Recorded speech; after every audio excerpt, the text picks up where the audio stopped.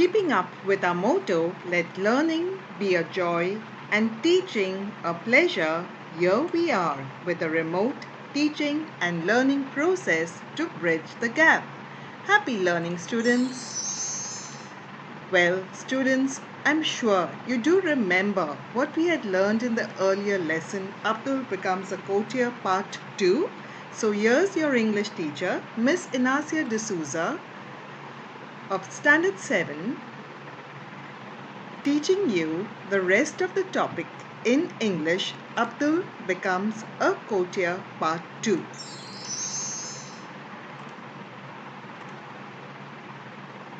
Now children, Abdul had one desire, and that was to become a courtier. Though he did not have any money, yet he worked very hard for a merchant, and he was able to get the books of his library and become better off where knowledge is concerned. So, let us see how the emperor rewards him. Here's a chorus. Abdul worked with conviction, zeal and passion. The hens were given a new kind of ration. The birds seemed to be in the pink of health, but nothing was spent from the emperor's wealth. This entire topic seems very poetic, and there are many rhyming words. But it is written in the form of a play, and all of us now remember that Abdul was given a job of being the head poultry keeper in the royal palace. And how did he work? He worked with conviction. Conviction means he worked with a great desire to prove himself. And zeal is enthusiasm. And because of his great hard work, his belief, his conviction is his belief in something. So, because of this great hard work, the birds were very healthy, just as all of us are, because we are all treating health as wealth today. How important it is for us to maintain good health. Now, as we move a little ahead, let us see how things fare for Abdul. Why are we spending so little on our hens?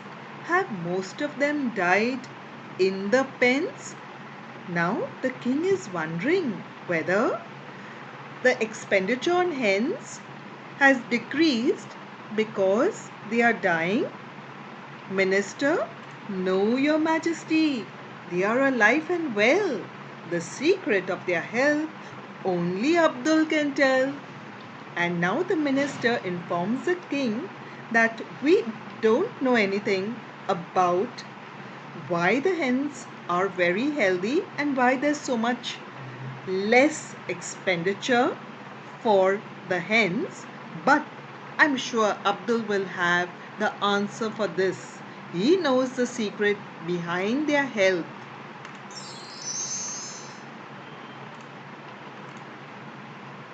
Abdul enters and bows before the emperor.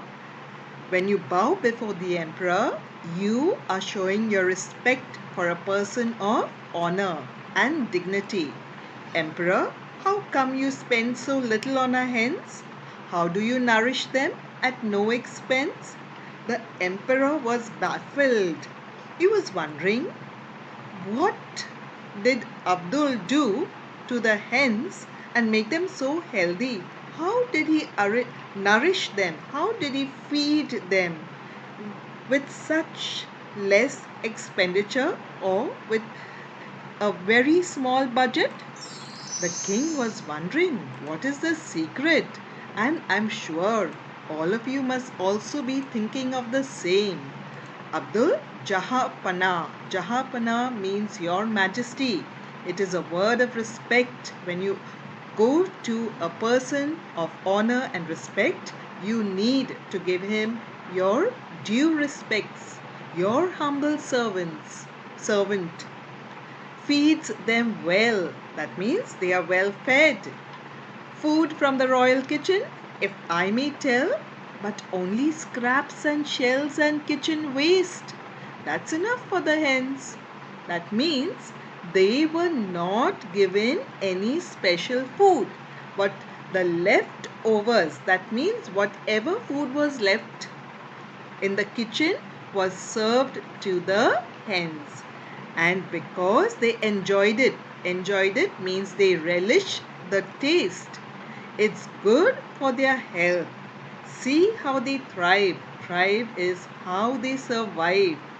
Waste not, want not. That's my drive.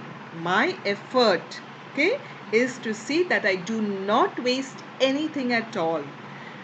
And that reminds us that we should also not waste water, electricity, and food, just like Abdul. I'm sure that you also have a lot of regard for the food that you get. Emperor, interesting young man. You seem to have brains. Brains means you are very intelligent.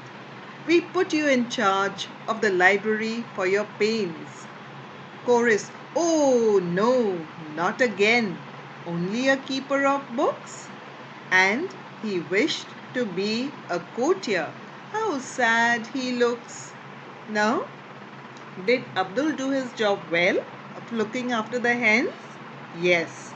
And therefore, now the emperor promoted him to the post of a librarian, a royal librarian, to see whether he would do well. Many a times when we do not receive the promotion or the honor for our hard work, we tend to feel crestfallen, downhearted. But never mind, Abdul said. I love books. I'll get down to work. Handle this well. My duties I won't shirk.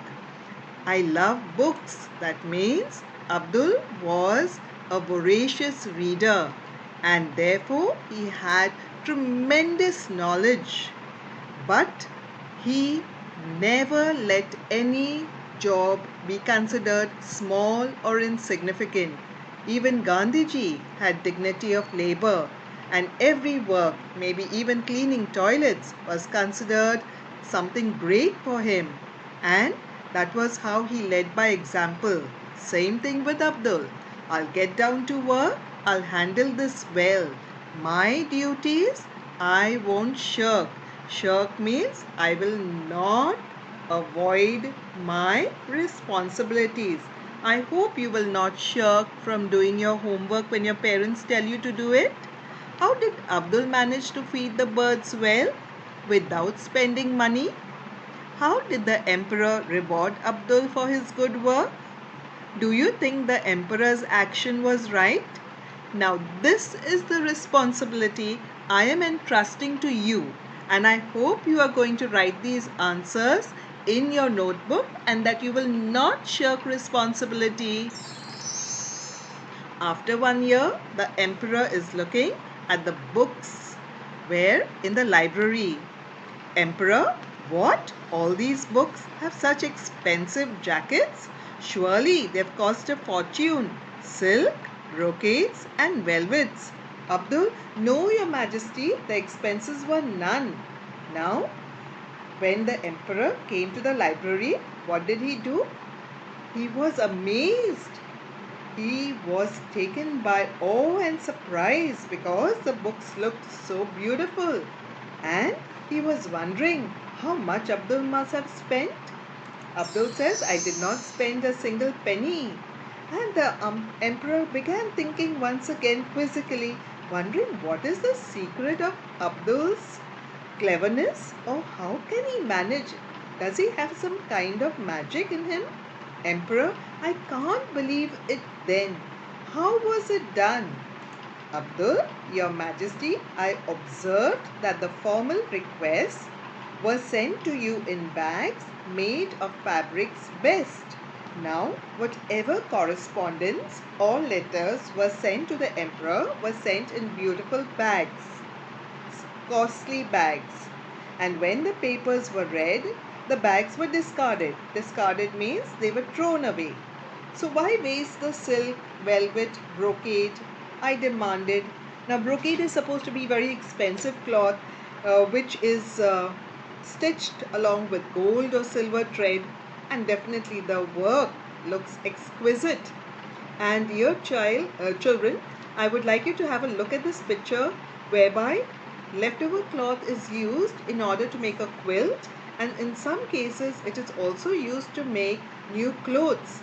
And I hope you will not waste anything, because that is the secret of success. And let us see what happened to Abdul now. The royal tailors made the jackets. Nothing did they take. Each book was dressed for your majesty's sake. That means whatever cloth the emperor had received his letters in were used to make expensive book covers. Emperor, you have great merit. Merit here refers to great talent. I'd realized much earlier. I'm happy to announce now you are my courtier. That means the emperor knew right from the start that Abdul was very, very clever. But he wanted to put him to the test. And did Abdul pass both the tests? Yes, he did. And children, I would like to ask you, are you also going to work very hard in your test? Are you going to become another Abdul of your class? Are you also going to raise to high levels? Yes, I'm sure that all of you have this great determination to succeed. So the chorus goes as wits, that means intelligence, brains, again smartness, and perseverance, hard work, helped Abdul achieve his aim. Patience, determination, won him great name and fame. Now, here, because Abdul never gave up, he worked hard, he was able to reach his goal, his ambition, his desire of becoming a courtier. Perseverance refers to persevere, not give up, to work hard. Determination is to be determined, uh, to want to do something at any cost. Okay, to fix your goal on something and work not till you achieve your and rest not, till you achieve your goal. So now, dear children, let us see what we learn from today's lesson. Big changes start with small steps. Here is a great astrologer. I would like you to guess his name, because again you will know that if you want to become as great as this Indian astrologer, you too will have to work very hard. Another lesson that we can learn is that you can't succeed until you try. And also remember that you can achieve whatever you want, but you must put your mind to it. That means you should have strong focus. So children, if we fail, let us try again and again until we succeed. And also remember, the fruits of labor are sweet. So would you like to enjoy the sweetness of the fruits of your labor? I'm sure you will. And therefore, I would like to thank you for joining me in this class once again. And I would like to wish you a beautiful weekend. But before that, let's end with a thought. Life is like a mirror. We get the best results when we smile at it. So have a great weekend. Take care. Stay safe. And also remember to do your work zealously and become a great person in life. God bless you.